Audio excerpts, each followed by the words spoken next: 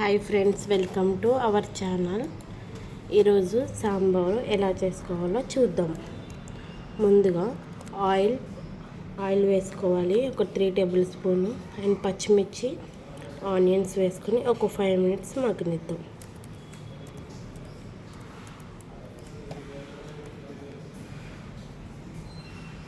చూడండి, ఒక 5 minutes onions అనేది మగ్గాలి. ఒక 5 మినిట్స్ కలుపుకుందాము.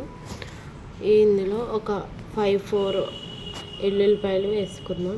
అంటే తెల్ల ఆనియన్స్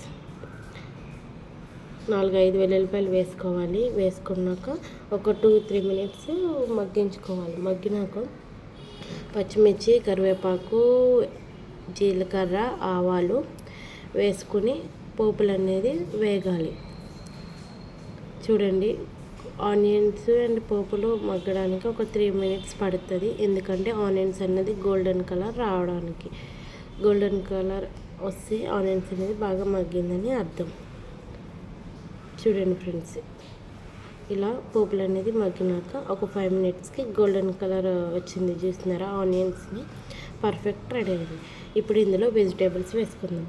వంకాయలు అండ్ టమాటో అండ్ క్యారెట్స్, ఆనపకాయ వేసుకోవాలి. ఇంకా మీ దగ్గర ఇంకా వెజిటేబుల్స్ ఉంటే బీన్స్ వేసుకోవచ్చు, ములక్కాడ వేసుకోవచ్చు, బెండకాయలు కూడా వేసుకోవచ్చు. చూడండి, ఇవి వెజిటేబుల్స్ అన్నీ వేసి ఒక్కసారి కలుపుకొని మూత పెట్టుకుందాం. ఒక 5 మినిట్స్ ఆగాలి. ఈ మొత్తం వెజిటేబుల్స్ అన్నీ మగ్గడానికి ఒక 5 మినిట్స్ టైం పడుతుంది. చాలా టేస్టీగా ఉంటుంది ఫ్రెండ్స్. ఇలా ఒక్కసారి మీరు ట్రై చేసి కామెంట్ చేయండి మీకు ఎలా వచ్చిందనేది. 5 మినిట్స్ అయితే మగ్గిపోతాయి మొత్తం వెజిటేబుల్స్ అన్నీ. చాలా బాగా కుదిరింది. ఈసారి అయితే చాలా బాగా వచ్చింది, చాలా టేస్టీగా వచ్చింది. ఈ ఆనియన్స్ వెజిటేబుల్స్ అన్నీ మగ్గేలోగా మనం ఇప్పుడు పప్పును ఉడకబెడదాం. కందిపప్పు ఒక స్పూన్, అంటే ఒక 1/2 కిలో కందిపప్పుని శుభ్రంగా వాష్ చేసుకోవాలి. కందిపప్పు అనేది ఒక 3-4 మినిట్స్ వాష్ చేసుకుని అందులో పసుపు వేసుకొని ఒక 4-5 విజిల్స్ వచ్చే వరకు ఉంచుదాము. 4-5 విజిల్స్ వస్తే పప్పు అనేది మెత్తగా ఉడికిపోతుంది. చూడండి, ఒక 4-5 రావాలి విజిల్స్ అంతే. చూసారా, పప్పు అనేది మెత్తగా ఎలా ఉడికిపోయిందో. ఒక్కసారి దాన్ని మెత్తగా మ్యాష్ చేసుకుందాం. మెత్తగా మ్యాష్ చేసుకోవాలి. ఈలోగా మనం వెజిటేబుల్స్ మగ్గినాయో లేదో చూసుకుందాం. చూసారా, వెజిటేబుల్స్ అన్నీ బాగా మగ్గిపోయినాయి. వెజిటేబుల్స్ మగ్గిన ఇందులో పసుపు అండ్ కారం 1 స్పూన్ మాత్రమే కారం వేయాలి. ఎందుకంటే ఆల్రెడీ మనం పచ్చిమిర్చి వేసినాం, ఎండుమిరగాయలు వేసినాం కాబట్టి ఒక స్పూన్ మాత్రమే కారం వేసుకుని ఒక్కసారి కలుపుకోవాలి. కారం, పసుపు అనేది వెజిటేబుల్స్కి బాగా పట్టడానికి కొంచెం టైం పడుతుంది. ఒక్కసారి కలుపుకొని ఒక 2 మినిట్స్ కలుపుకుంటే సరిపోతుంది. చాలా బాగా వస్తుంది. సబ్స్క్రైబ్ చేసుకోండి, సపోర్ట్ చేయండి. చూడండి, ఒక్కసారి ఇలా కలుపుకుంటే అయిపోతుంది. ఈలోగా మనం పప్పు అనేది ఉడకబెట్టుకున్నాం కదా, మ్యాష్ కూడా చేసుకున్నాము. పప్పు అనేది ఇందులో వెజిటేబుల్స్లోకి వేసేసుకోవాలి.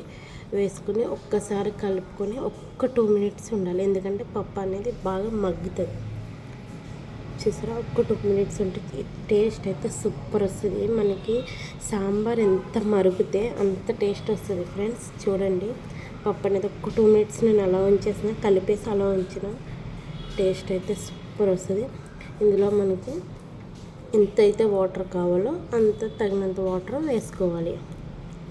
బాగా మగ్గుతుంది. చూసారా, ఇప్పుడు వాటర్ వేసుకుందాం. ఒక్కసారి వాటర్ వేసుకొని ఒక్కసారి కలుపుకుందాం. చూడండి, ఒక్కసారి ఇలా కలుపుకుందాం. బాగా మరగాలి ఫ్రెండ్స్. ఈ సాంబార్ మరగడానికి 5-10 మినిట్స్ 15 మినిట్స్ పడుతుంది బాగా మరగడానికి. ఎంత మరిగితే అంత సాంబార్ అనేది అంత టేస్టీగా సూపర్గా వస్తుంది. సాంబార్ మరుగుతుంది. చూసారా, ఇప్పుడు ఎవరెస్ట్ మసాలా, సాంబార్ మసాలా వేసుకుందాం. మనం ఇంట్లో సాంబార్ మసాలా రెడీ చేసుకుని కూడా వేసుకోవచ్చు. నేనైతే నాకు అవైలబుల్ లేదు కాబట్టి నేను సాంబార్ మసాలా వేసుకున్నాను. 5 రూపీస్ ప్యాకెట్ తెచ్చుకుని చూసారా, సాంబార్ మసాలా వేసినాక అలా ఉంచండి. ఒక్క 5 మినిట్స్ మరగనిద్దాం. బాగా మరగాలి. చూసారా, సాంబార్ అనేది బాగా పొంగు వస్తూ ఉంటే సూపర్ టెక్చర్ వస్తుంది. చాలా బాగుంటుంది ఫ్రెండ్స్. నాకైతే చాలా ఇష్టము ఇలా సాంబార్ చేసుకుంటే. చాలా కంఫర్ట్ ఉంటుంది మనకి. ఎండాకాలం అయితే చాలా బాగుంటుంది. సో సాంబార్ అనేది మరిగిపోయింది. లాస్ట్లో కొత్తిమీర వేసుకుంటే సాంబార్ ఎంతో టేస్టీ అయిన సాంబార్ రెడీ. మీరు కూడా ట్రై చేయండి. సాంబార్ ట్రై చేసి ఎలా ఉన్నదో మీరు నాకు కామెంట్ సెక్షన్లో కామెంట్ చేస్తారని అనుకున్నా. సబ్స్క్రైబ్ చేసుకోండి. Thank you.